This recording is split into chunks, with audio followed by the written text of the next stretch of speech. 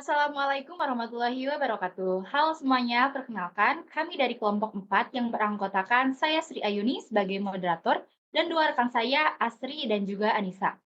Pada kesempatan ini kami akan mempresentasikan mengenai hasil kunjungan ke UMKM dengan produk Comet. Video ini merupakan bagian dari tugas observasi lapangan yang diberikan dalam mata kuliah makanan halal.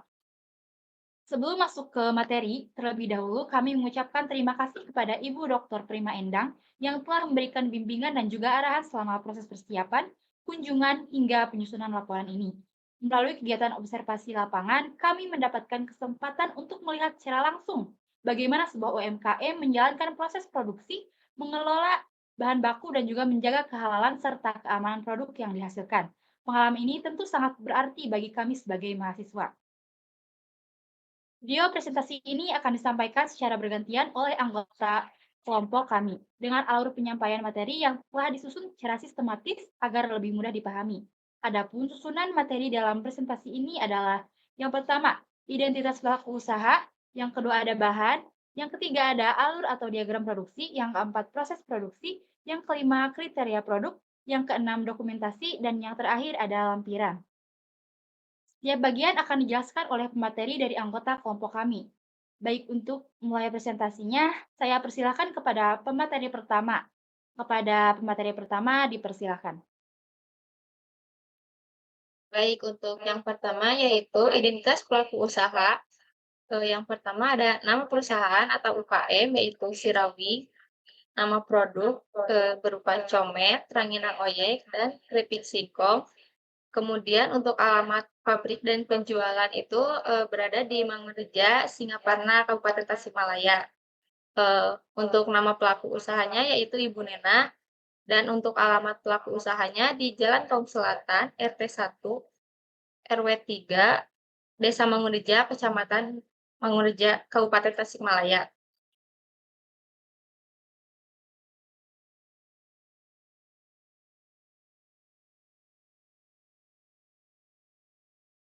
Baik, untuk selanjutnya yaitu ada bahan baku.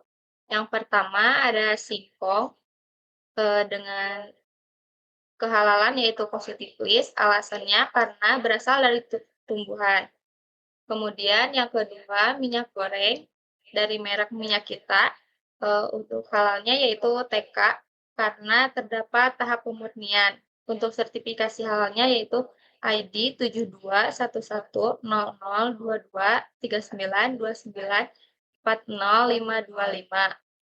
dan tanggal kadaluarsanya yaitu 11 Mei 2029 dengan nomor BPOM RI MD 208115001008. Kemudian untuk yang selanjutnya, pada bahan tambahan terdapat garam, dengan merek impor, kehalalannya yaitu TK karena terdapat anti gumpal, untuk nomor sertifikasi halalnya yaitu MUI LPPOM 07060014420922, dengan tanggal kadaluarsa 20 Mei 2029 dengan nomor BPOM RI MD 2553130020075. Kemudian ada penyedap rasa dari merek Royco, untuk halalnya yaitu TK, alasannya jangan digunakan lebih dari expired. Sertifikasi halalnya ID 0041000092212119 dengan tanggal kadaluarsa yaitu 6 Mei 2029 dan nomor BPOM-nya yaitu BPOM RI MD 2553130020075. Kemudian ada bawang putih. Kehalalannya yaitu positif list karena berasal dari tumbuhan. Kemudian untuk bahan penolong kemasan, yang pertama ada plastik dari merek Dolar, kehalalannya TK karena belum food grade. Kemudian yang kedua ada staples dari merek Joyko, kehalalannya TK karena risiko kontaminasi pada makanan. Kemudian yang ketiga kertas label Kehalalannya TK juga, karena berpotensi mengontaminasi makanan secara langsung.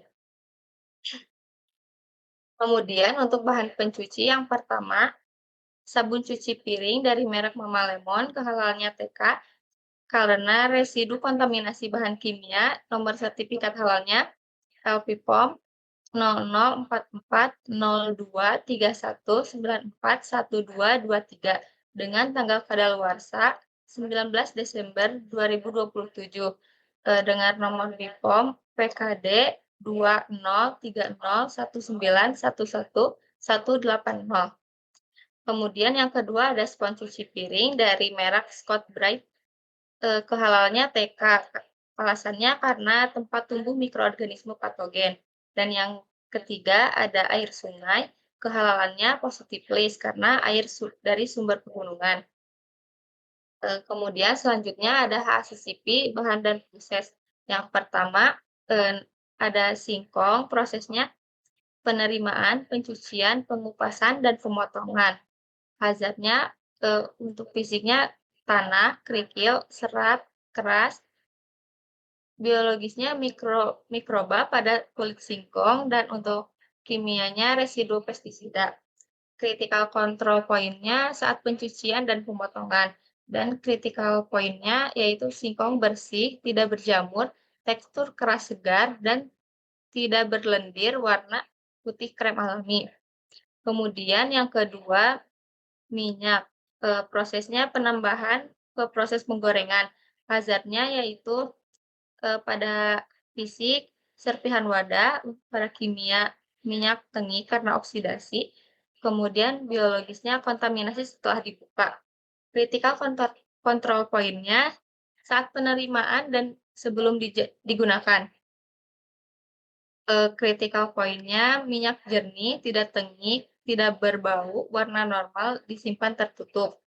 Kemudian yang ketiga ada garam, prosesnya penambahan bumbu, hazardnya untuk fisik, kotoran atau kerikil, kemudian untuk biologisnya kontaminasi dari kelembapan, untuk kimianya penggumpalan karena penyimpanan buruk. Untuk critical control point-nya saat penerimaan dan penyimpanan, dan critical point-nya garam putih bersih, tidak menggumpal, disimpan di tempat kering dan tertutup. Kemudian ada penyedap rasa, prosesnya pada penambahan bumbu, hazardnya pada fisik penggumpalan, untuk biologis kontaminasi setelah kemasan terbuka, kimianya migrasi bahan dari kemasan bila disimpan tidak baik. Untuk critical control point-nya yaitu saat pembukaan kemasan dan penyimpanan.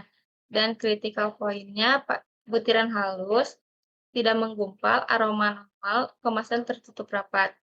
Selanjutnya ada sabun cuci Mama Lemon, prosesnya untuk pencucian alat, hazardnya pada fisik, kebocoran kemasan, biologis kontaminasi setelah dibuka, dan kimia, sisa deterjen bila pembilasan kurang. Kemudian untuk critical control point-nya saat penimbangan penggunaan dan pembilasan. Critical point-nya yaitu alat harus dibilas hingga tidak ada busa atau aroma sabun. Kemudian spons pencuci, prosesnya untuk pembersihan peralatan. Hazardnya pada biologis, bakteri pada spons lembab, fisik serpihan spons terlepas. Untuk critical control point-nya saat penggunaan dan penggantian. Critical point-nya spons tidak bau, tidak berlendir, diganti secara rutin. Kemudian ada air sumur, prosesnya untuk pencucian bahan dan alat. Hazardnya biologis, bakteri coliform, kimianya yaitu logam berat atau larut, fisiknya pasir atau kerikil. Critical control point saat pengambilan air dan sebelum digunakan. Critical point-nya air jernih, tidak berbau dan tidak keruh. Dan yang terakhir, kemasan plastik. Prosesnya untuk pengemasan produk, hazardnya fisik, debu atau partikel, kimia, migrasi bahan plastik bila tidak food grade, dan biologisnya kontaminasi dari penyimpanan terbuka. Critical control point-nya yaitu saat penyimpanan dan sebelum digunakan. Dan untuk critical point-nya, kemasan bersih, food grade, tanpa benda asing, disimpan tertutup. Saya kembalikan ke moderator. Baik, terima kasih kepada pemateri pertama. Selanjutnya kepada pemateri kedua dipersilahkan. Baik, selanjutnya yaitu ada proses produksi. Yang pertama ada ruang produksi. Kemudian untuk nama ruangannya, ruangan bahan mentah, sanitasinya dibersihkan sebelum dan sesudah penyimpanan bahan. Kemudian higieni bahan disimpan dan tutup dan ventilasi cukup terbuka. Untuk di ruang bahan mentah disimpan singkong, bawang merah, memerlukan wadah agar konten ada bersih. Untuk sanitasinya tidak terlalu berserakan bala di langit dan juga di dekat ventilasi udara. Higieninya penjamah mencuci tangan sebelum bekerja tetapi tidak menggunakan sarung tangan dan hairnet. Ventilasinya cukup terbuka. Lalu untuk di ruang produksi dipakai untuk pembuatan comet, tetapi permukaan lantai masih menggunakan tanah dan ditakutkan terjadi kontaminasi, juga masih ada sarang laba-laba di atap dan dekat ventilasi. Yang terakhir itu ada ruang sisa bahan. Sanitasinya dibersihkan sebelum dan sesudah menyimpan bahan. Higieninya bahan sisa disimpan di tempat atau wadah khusus dan ventilasinya cukup terbuka. Lalu untuk di ruang sisa bahan jarang ada sisa dikarenakan pembelian bahan berdasarkan jumlah produksi sekali pembuatan. Apabila ada sisa seperti penyedap rasa dan garam akan disimpan sesuai suhu dan tidak tercampur bahan yang terindikasi haram. Next slide. Nah, ini merupakan ruang produksi pembuatan comet. Untuk gambar yang pertama yaitu ruang proses pencetakan comet. Gambar kedua dan ketiga merupakan proses penggorengan comet. Dan untuk di gambar yang ketiga itu bisa terlihat ya atap ventilasinya masih terbuka, cukup terbuka. Next slide. Kemudian yang kedua ada alat. Untuk pembuatan comet menggunakan alat seperti wajan, sutil, saringan, baskom, dan cetakan itu semua sudah food grade dan higiene atau kebersihannya dicuci sebelum dan setelah dipakai. Next slide. Yang ketiga ada penjamah. Penjamah tidak menggunakan sarung tangan atau hand gloves saat kontak langsung dengan produk serta tidak menggunakan penutup kepala atau hairnet.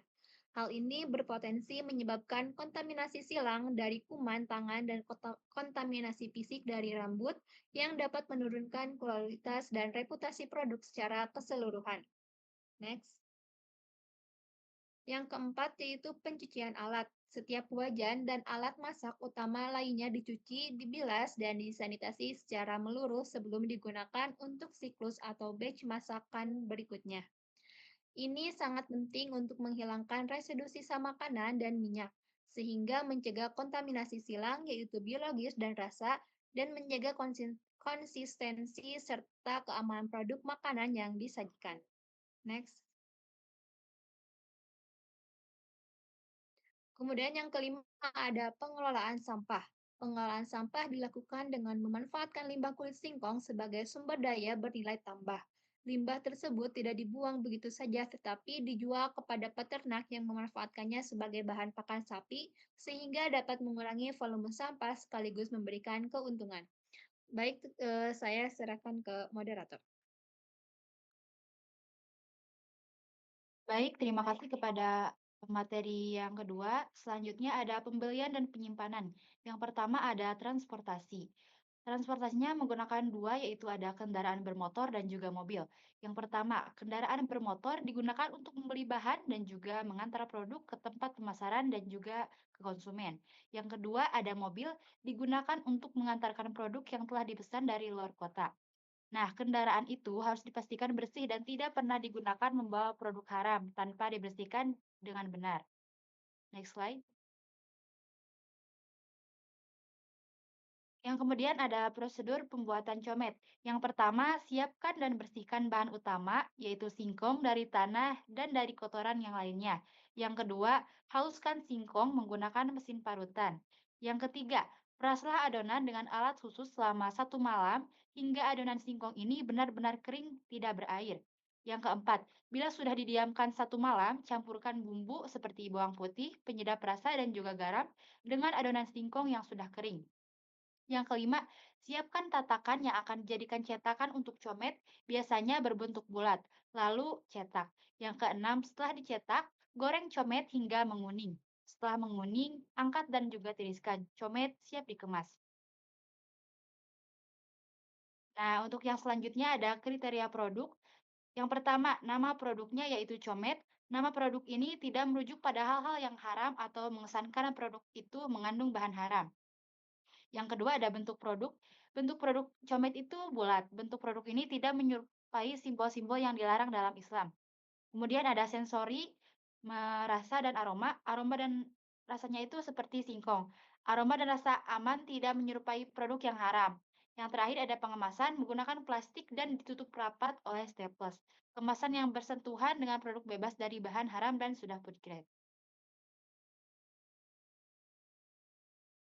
Selanjutnya ada display. Produk Comet ini biasanya dijual secara offline dengan menyimpan di warung-warung kecil hingga toko kelontong. Ada juga yang dijual secara online di berbagai marketplace seperti Shopee, TikTok Shop, dan juga lain-lain. Nah, untuk penyimpanan produk, produk yang telah selesai melalui proses produksi disimpan secara teratur pada rak sebelum memasuki fase distribusi dan pemasaran. Tidak ada produk non-halal di rak tersebut, sehingga tidak ada kemungkinan terjadi kontaminasi silangnya. Untuk produk sisa, Comet Cirawing ini biasanya menyimpan di warung-warung dan jika sudah 2 minggu masih ada yang tersisa, comet tersebut biasa dijual 1 bulan sekali untuk pakan ternak sapi. Nah, di sini bisa dilihat ya, dokumentasi yang pertama ada proses pemerasan singkong, kemudian ada proses pencetakan comet, kemudian ada proses penggorengan, ada proses pengemasan comet juga, proses penjemuran rengginang oyek, penyimpanan produk, dan ini foto lampiran bukti hasil observasi. Kesimpulannya, comet merupakan makanan khas Tasikmalaya, tepatnya di daerah Mangunreja, Kabupaten Tasikmalaya. Comet ini terbuat dari singkong yang dihaluskan menggunakan mesin parut, lalu diperas selama semalaman, lalu dicetak bulat dan digoreng. Pada umumnya, comet ini memiliki tekstur keras seperti singkong parut pada umumnya yang dihaluskan, berbeda dengan keripik singkong pada umumnya yang hanya dipotong lalu digoreng. Comet ini sangat cocok untuk camilan ketika santai atau untuk camilan ketika piknik bareng orang tersayang. Dengan berakhirnya pematerian ini, maka seluruh rangkaian presentasi kami video ini telah selesai. Demikian video presentasi dari kelompok 4. Terima kasih kepada semua pihak yang telah menyimak dan mendukung proses kegiatan ini. Semoga apa yang telah kami sampaikan dapat bermanfaat serta menambah pemahaman mengenai proses halal dan produk pangan ini. Saya Sri Ayuni selaku moderator mewakili seluruh anggota kelompok pamit undur diri. Wassalamualaikum warahmatullahi wabarakatuh.